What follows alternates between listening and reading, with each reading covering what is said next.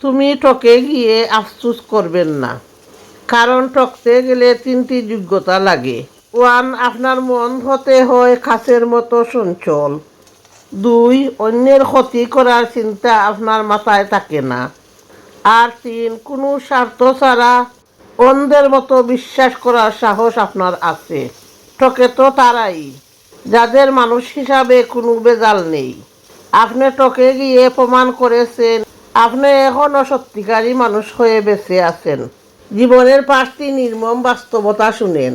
1, খারাপ সময় কেউ পাশে থাকে না। 2, এই দুনিয়ায় প্রেম ভালোবাসা বলে কিছুই নাই। 3, জীবনের দুঃখ কষ্ট কাউকে জানাতে যাবেন না। 4, স্বার্থ ছাড়া কেউ আপন হয় না। নম্বর 5, এই দুনিয়ায় থাকা সব। চাটনি করছি গো, খাইতাইনি খেউ, মজার মজার চাটনি।